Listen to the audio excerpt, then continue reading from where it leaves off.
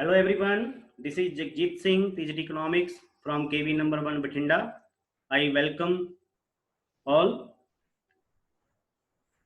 As all we know that the finance minister every year in the month of February presents budget of the government in the parliament, and through the budget government shows various policies of the government to improve the various sectors of the economy. So in this video, we will learn about government budget. What is the meaning of government budget? What are its objectives? What are its components? So let we start. First of all, meaning of government budget. Government budget is an annual statement of the estimated receipts and estimated expenditure of the government over the financial year, which runs from 1st April to 31st March of the succeeding year. तो government budget का अगर हम meaning देखते हैं तो इसमें हमें mainly रूप से दो बातें ध्यान रखनी है। पहली बात कि गवर्नमेंट बजट गवर्नमेंट की रिसीप्ट्स मतलब इनकम और गवर्नमेंट का एक्सपेंडिचर मतलब गवर्नमेंट का खर्च, इसका रिकॉर्ड है और ये कोई एक्चुअल स्टेटमेंट नहीं है। क्या नहीं है? ये एक्चुअल स्टेटमेंट नहीं है। ये जो स्टेटमेंट है वो एस्टिमेटेड है, means it keeps the record of estimated receipts and estimated expenditure. तो पहली बात हमें ये ध्यान रखनी है कि जो बजट स्टेटमेंट है वो एक्चुअल स्टेटमेंट नहीं है, ये एक एस्टिमेटेड स्टेटमेंट है। दूसरी बात ध्यान क्या रखनी है कि जो बजट प्रिपेयर किया जाता है वो कमिंग फाइनेंशियल ईयर के लिए होता है, for the succeeding year, it means coming financial year. अब जैसे फॉर एग्जांपल फरवरी 2020 में जो बजट प्रेजेंट हुआ, अब फरवरी 2020 में फाइनेंशियल ईयर कौन सा था? 2019-20, लेकिन ये बजट जो प्रेजेंट हुआ वो किसके लिए था? कमिंग ईयर के लिए, इट मींस 2020-21। क्लियर? और फाइनेंशियल ईयर का मीनिंग तो आप सभी को मालूम है, विच runs from 1st April of the year and ends on 31st March of the next year. So this is the definition of government budget, the meaning of the government budget. In simple words, we can say it is the statement of estimated receipts and expenditure of the government for coming financial year. So this is the meaning of government budget. Now, what are the objectives of government budget? Government budget क्यों prepare करती है, क्या objectives हैं? So the very first objective is reallocation of resources. It means resources को एक use से हटा करके दूसरे यूज में लगाना। तो गवर्नमेंट बजट का ये पहला ऑब्जेक्टिव है। गवर्नमेंट क्या करती है कि ऐसे एरियाज ऑफ प्रोडक्शन, ऐसी गुड्स एंड सर्विसेज का प्रोडक्शन जो हमारे लिए हार्मफुल है उसको कम करती है, और ऐसी गुड्स एंड सर्विसेज का प्रोडक्शन जो हमारे लिए यूजफुल हैं उसको बढ़ावा देती है। So government reallocates its resources in the line with social and economic consideration through subsidies and taxation,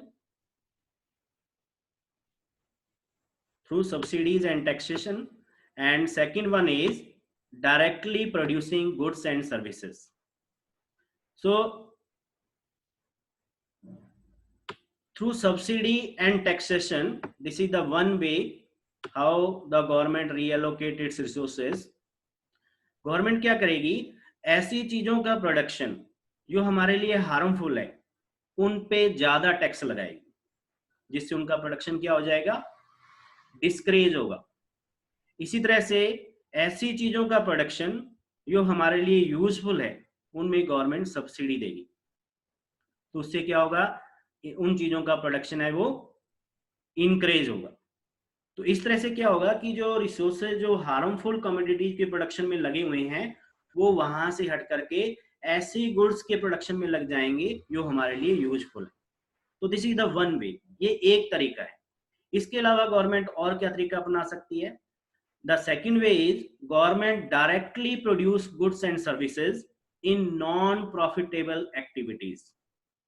तो गवर्नमेंट क्या करती है, ऐसी एक्टिविटीज जो नॉन प्रॉफिटेबल हैं, इट मींस जिनमें कोई प्रॉफिट नहीं होता है, ऐसे एरियाज में गवर्नमेंट खुद प्रोडक्शन करती है। नॉन प्रॉफिटेबल एक्टिविटी जैसे वाटर सप्लाई है, सैनिटेशन है, तो इस तरह का जो प्रोडक्शन है, इस तरह की जो सर्विसेज है, उनका जो प्रोडक्शन है वो गवर्नमेंट खुद करती है।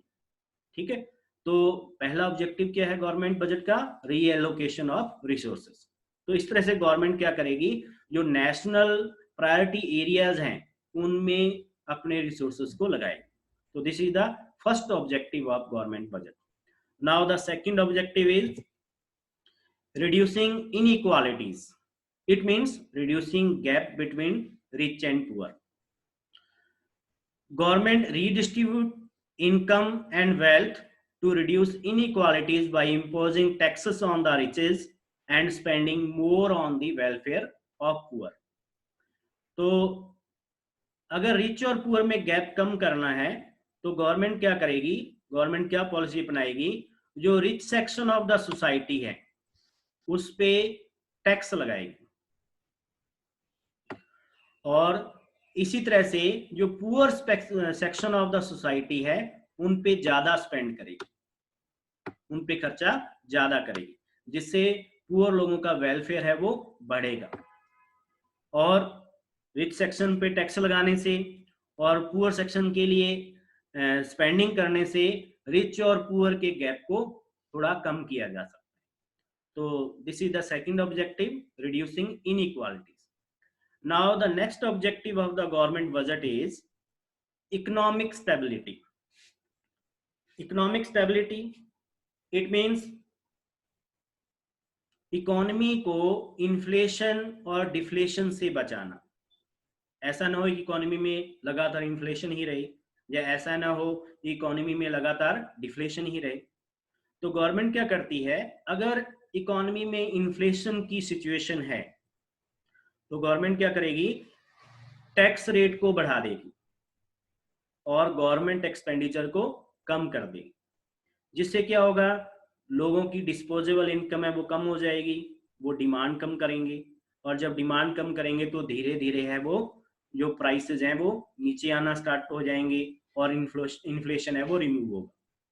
सिमिलरली अगर इकोनॉमी में डिफ्लेशन है तो गवर्नमेंट एक्सपेंडिचर को बढ़ाया जाएगा, टैक्स रेट को कम कर दिया जाएगा, जिससे क्या होगा, लोगों की डिस्पोजेबल इनकम बढ़ेगी, वो डिमांड ज्यादा करेंगे, जब वो डिमांड ज्यादा करेंगे तो डिफ्लेशन है वो धीरे धीरे रिमूव हो जाएगा। So government tries to maintain economic stability. The government also maintains high level of employment and price stability with the help of its budgetary activities. तो ये था हमारा next objective of the government budget, that is economic stability. Now the fourth objective of government budget is management of public enterprises. Public enterprises means which runs by the government, जो government खुद operate करती है, खुद run करती है। So government undertakes commercial activities, for example production of railway, electricity etcetera in the area of natural monopolies. ऐसे areas जिनमें natural monopoly होने की पॉसिबिलिटी ज्यादा रहती है। अब नेचुरल मोनोपोलीज का क्या मीनिंग है? इसका मीनिंग ये है कि ऐसे एरिया ऑफ प्रोडक्शन जिसमें ओनली सिंगल प्रोड्यूसर हो और कॉस्ट ऑफ प्रोडक्शन, अगर उस मान लो कि उसकी कॉम्पिटिटिव कोई फर्म होती है तो उससे काफी कम हो।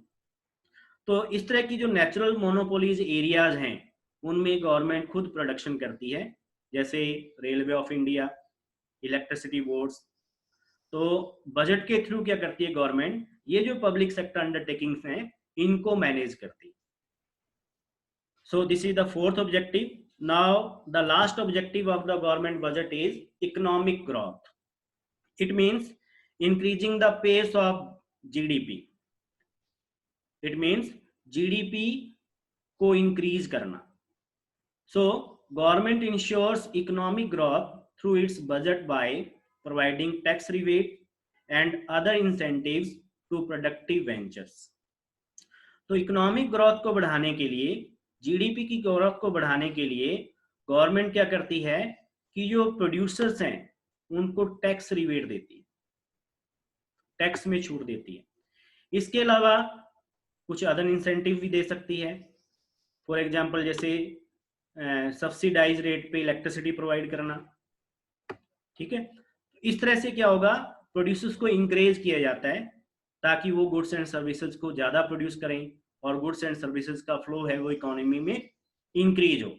और गुड्स एंड सर्विसेज का फ्लो अगर इंक्रीज होता है तो नेचुरली हमारी इकोनॉमिक ग्रोथ है वो इंक्रीज होती है। And the second way is spending on infrastructure. किसी भी इकोनॉमी में अगर इंफ्रास्ट्रक्चर अच्छा होगा तो ज़्यादा से ज़्यादा इन्वेस्टर्स, ज़्यादा से ज़्यादा प्रोड्यूसर्स अट्रैक्ट होंगे। तो अगर गवर्नमेंट इंफ्रास्ट्रक्चर पे ज़्यादा खर्च करती है तो क्या होगा, इन्वेस्टर्स को अट्रैक्ट करेगी, प्रोड्यूसर्स को अट्रैक्ट करेगी, जिससे भी गुड्स एंड सर्विसेज का प्रोडक्शन बढ़ेगा और हमारी इकोनॉमिक ग्रोथ है वो बढ़ेगी। तो these are the 5 main objectives of government budget. Now in the next slide we will discuss what are the component of government budget. So the components of government budget are classified broadly in 2 categories. The first category is budget receipts. It means income of the government. Second category is budget expenditure. It means expenditure part of the government. So broadly the components are classified into 2 categories, budget receipts and budget expenditure. Now the budget receipts further classified in 2 categories, revenue receipts and the second one is capital receipts. Similarly, the budget expenditure is also classified in 2 categories, revenue expenditure and second one is capital expenditure. So these are the 4 components of government budget: revenue receipts, capital receipts, revenue expenditure and capital expenditure. Now we will learn the meaning of revenue receipts, capital receipts, revenue expenditure, capital expenditure. So the first of all we will learn revenue receipts. What is the meaning of revenue receipts? These are the receipts of the government that neither create liability nor reduces assets of the government. So government की ऐसी income जिससे government की कोई liability create न हो। It means government को ऐसी government की इनकम जो गवर्नमेंट को दोबारा उसे पे न करना पड़े, रीपे न करना पड़े। अगर रीपे करना पड़ेगा तो गवर्नमेंट की लायबिलिटी बढ़ेगी। तो ऐसी इनकम जिससे गवर्नमेंट की कोई लायबिलिटी क्रिएट न हो, इसके अलावा गवर्नमेंट का कोई एसेट है वो रिड्यूस ना हो। ठीक है, अगर ये दोनों कंडीशन पूरी होती हैं तो ऐसी रिसीट को हम क्या बोलेंगे, रेवेन्यू रिसीट बोलेंगे। तो revenue receipt means receipts of the government that neither create liability nor reduce assets of the government.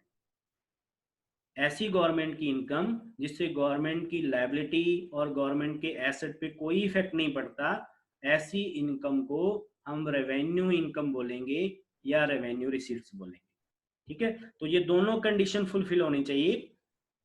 कौन कौन सी? Neither create liability and second one is nor reduce assets. दोनों कंडीशन पूरी होनी चाहिए, तभी हम उस रिसीट को क्या कहेंगे, रेवेन्यू रिसीट कहेंगे। तो what are the types of revenue receipts? The revenue receipts are classified in further in two categories: tax receipts and non-tax receipts. Tax receipts, the compulsory legal payment by the households, firms or other institution to the government is called tax. चाहे कोई house hold है या कोई firm है या कोई other institution है, वो गवर्नमेंट को जो कंपलसरी पेमेंट करता है without achieving any award from the government, that is called tax. तो गवर्नमेंट को हम जो टैक्स देते हैं वो भी गवर्नमेंट की एक इनकम है. और वो कैसी इनकम है? गवर्नमेंट की रेवेन्यू इनकम है. तो tax receipts are the revenue receipts. And tax के सभी एग्जाम्पल आप सभी जानते हैं, जैसे इनकम टैक्स है, गिफ्ट टैक्स है, जीएसटी है, goods and services tax, excise duty है, ये सभी इसके एग्जाम्पल हैं. तो यहाँ पे एक चीज मैं ऐड करना चाहूंगा कि जितने भी टैक्सेस हैं उनको हम दो कैटेगरी में बांटते हैं. एक होता है डायरेक्ट टैक्स और दूसरा होता है इनडायरेक्ट टैक्स. डायरेक्ट टैक्स कौन सा होता है? डायरेक्ट टैक्स ऐसा टैक्स जिसका बर्डन शिफ्ट नहीं किया जा सकता. इट मींस जिस पे वो टैक्स इंपोज हो रहा है उसी को वो टैक्स पे करना है. जैसे फॉर एग्जांपल, जैसे इनकम टैक्स है, तो इनकम टैक्स के बर्डन को हम शिफ्ट नहीं कर सकते. So it is the form of direct tax. And the second one is indirect tax. Indirect tax ऐसा टैक्स होगा जिसका बर्डन शिफ्ट किया जा सकता है. ठीक है. इट मीन्स ये इंपोज किसी एक पर्सन पे होता है और पे कोई इसे दूसरा पर्सन करता है. तो जैसे जीएसटी है, तो जीएसटी किसका एग्जांपल हो जाएगा? इनडायरेक्ट टैक्स का. आप मार्केट जाते हैं, बहुत सारी कमोडिटीज परचेज करते हैं, तो उसमें आपको पर्टिकुलर कमोडिटी के प्राइस के अलावा जीएसटी भी पे करना होता है. अब एक्चुअल में जीएसटी इंपोज किस पे हुआ है? उस शॉपकीपर पे हुआ है, लेकिन एक्चुअल में पे कौन कर रहा है? उसके कस्टमर्स कर रहे हैं. इट मीन्स शॉपकीपर ने अपने टैक्स को शिफ्ट कर दी. तो इस तरह का टैक्स जो शिफ्ट किया जा सकता है जैसे जीएसटी, वो सारे के सारे टैक्स क्या कहलाएंगे? Indirect tax. तो ये पहला टाइप है रेवेन्यू रिसीट्स का, that is tax receipts. And the second one is non tax receipts.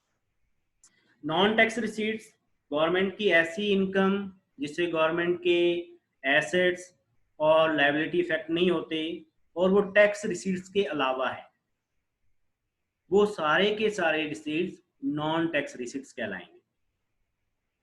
And the examples of non tax receipts are fees.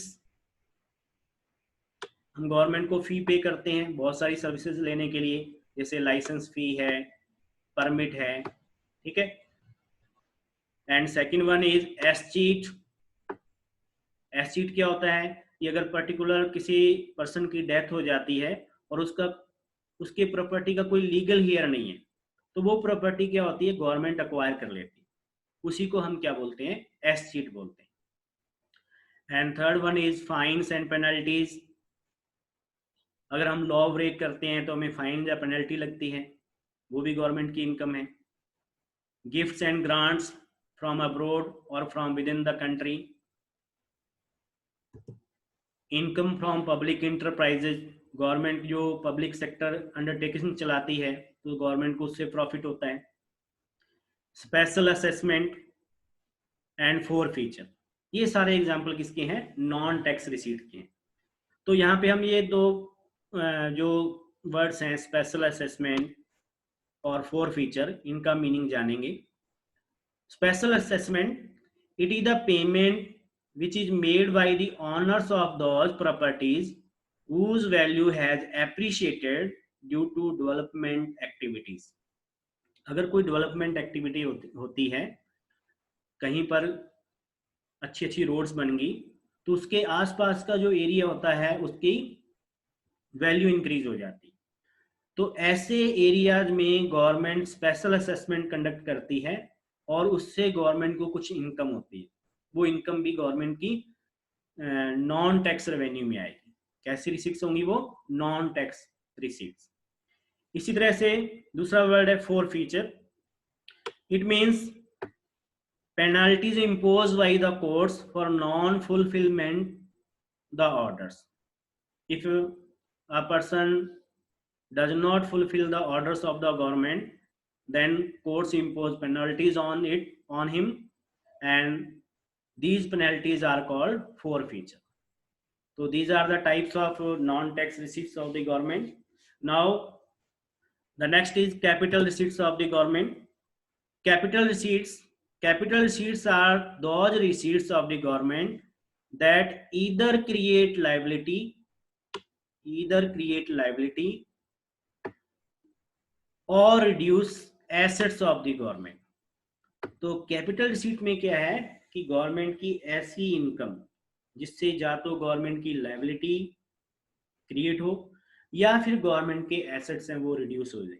दोनों में से कोई एक होना चाहिए, दोनों में से कोई एक कंडीशन फुलफिल होनी चाहिए, या तो लायबिलिटी क्रिएट हो या फिर एसेट्स रिड्यूस हो जाए. तो ऐसी गवर्नमेंट की जो इनकम होगी, ऐसी गवर्नमेंट की जो रिसीट्स होंगी, उनको हम क्या कहेंगे? Capital receipts. ठीक है. तो कैपिटल रिसीट के लिए दोनों में से कोई एक कंडीशन सेटिस्फाई होनी जरूरी है, ईदर क्रिएट्स लायबिलिटी और reduce assets. Clear? So what are the examples of capital receipts? The examples of capital receipts are recovery of loans, borrowing, disinvestment. Recovery of loans. The debtors are the assets of the government. Hence, recovery of loans causes a reduction in assets of the government. So recovery of loans are known as capital receipts. तो यहाँ इस बात को समझना है कि जो loan holders होते हैं वो गवर्नमेंट के एसेट्स होते हैं. क्यों? क्योंकि उनसे गवर्नमेंट को इनकम होती है. ठीक है. अगर किसी पर्टिकुलर पर्सन ने लोन लिया है तो उस लोन के बदले में वो गवर्नमेंट को क्या पे करेगा? इंटरेस्ट पे करेगा. गवर्नमेंट को इंटरेस्ट के रूप में इनकम हो रही है, तो इसलिए लोन होल्डर जो है वो गवर्नमेंट का एसेट है. अगर गवर्नमेंट रिकवरी कर लेती है लोन की तो क्या होगा? इंटरेस्ट आना बंद हो जाएगा. इट मीन्स गवर्नमेंट की वो इनकम के जो इंटरेस्ट के रूप में इनकम आ रही थी वो बंद हो जाएगी. तो इसका मतलब क्या हुआ? गवर्नमेंट के जो एसेट्स हैं वो रिड्यूस हो. इसलिए हम रिकवरी ऑफ लोन्स को क्या मानते हैं? Capital receipts. The second one is borrowing. ये अपने आप में क्लियर है कि अगर गवर्नमेंट बोरो करती है तो गवर्नमेंट की लायबिलिटी बढ़ेगी इससे. ठीक है. और गवर्नमेंट बोरो कहाँ से करती है? पब्लिक से कर लिया, सेंट्रल बैंक से कर लिया, या फिर किसी दूसरे कंट्री से कर लिया. तो बोरोइंग जो है वो गवर्नमेंट की लायबिलिटी को बढ़ा देती हैं, इसलिए इनको भी कैपिटल रिसीट माना जाता है. And the third one is disinvestment. And what is the meaning of disinvestment? It occurs when the government sells off its shares of public sector enterprises to private sector. When government sells its shares of public sector undertakings to the private sector, then the process is called disinvestment. Clear? जब government अपने shares को private sector को cell कर देती है तो इससे government के क्या होंगे? एसेट्स रिड्यूस हो जाएंगे, और इस प्रोसेस को क्या बोलेंगे? डिसइन्वेस्टमेंट. तो डिसइन्वेस्टमेंट है वो भी एक कैपिटल रिसीट का पार्ट है. तो ये थे कैपिटल रिसीट के बारे में. चलिए अब हम इसके दूसरे पार्ट पे चलते हैं जो है एक्सपेंडिचर पार्ट, बजट एक्सपेंडिचर. तो बजट एक्सपेंडिचर को ही जैसा मैंने बताया था कि दो कैटेगरी में हम बांटते हैं, revenue expenditure and capital expenditure. First of all we will discuss revenue expenditure. Revenue expenditure refers to the expenditure of the government that neither create assets of the government nor reduce the liability of the government. So इसमें government का ऐसा expenditure जिससे न तो government के कोई asset create हो, neither create assets, और न ही गवर्नमेंट की लायबिलिटी रिड्यूस हो.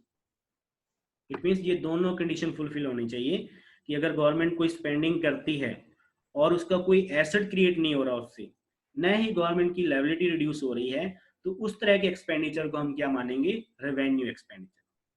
फॉर एग्जांपल इंटरेस्ट पेमेंट्स, अगर गवर्नमेंट ने बोरो किया हुआ है और उस पर इंटरेस्ट पे कर रही है, ओनली इंटरेस्ट पेमेंट को देखना हमें, ठीक है। तो जो इंटरेस्ट गवर्नमेंट पे कर रही है, तो उससे गवर्नमेंट की लायबिलिटी कम नहीं हो रही, बोरिंग्स कम नहीं हो रही, इसलिए इंटरेस्ट पेमेंट को हम क्या मानेंगे, रेवेन्यू एक्सपेंडिचर। इसी तरह से गवर्नमेंट सब्सिडीज देती है, इंप्लॉयज को सैलरीज देती हैं, तो ये सब जो एक्सपेंडिचर हैं, इससे गवर्नमेंट के एसेट्स और लायबिलिटी इफेक्ट नहीं होते, इसलिए हम इनको क्या बोलते हैं, revenue expenditure. Now the second category of the expenditure is capital expenditure. Capital expenditure, it means expenditure of the government which either create assets or reduce liability। Clear? अगर गवर्नमेंट कोई एक्सपेंडिचर करती है और गवर्नमेंट का उससे कोई asset create होता है या गवर्नमेंट की लायबिलिटी रिड्यूस होती है, दोनों में से एक कंडीशन फुलफिल होनी चाहिए, या तो गवर्नमेंट की लायबिलिटी रिड्यूस हो या गवर्नमेंट के एसेट क्रिएट हो, तो इस तरह का जो एक्सपेंडिचर होगा उसको हम कैपिटल एक्सपेंडिचर कहेंगे। जैसे for example acquiring land, constructing building, purchasing machines, investment in shares, advancing loans, these all are the example of capital expenditure। Clear? तो गवर्नमेंट एक्सपेंडिचर है उसके दो पार्ट हुए, revenue expenditure and capital expenditure. तो इस video में हम इतना ही डिस्कस करेंगे, बाकी जो गवर्नमेंट बजट का पार्ट है वो हम नेक्स्ट वीडियो में डिस्कस करेंगे। सो आज के लिए इतना ही, that's all for today. Thank you, जय हिंद।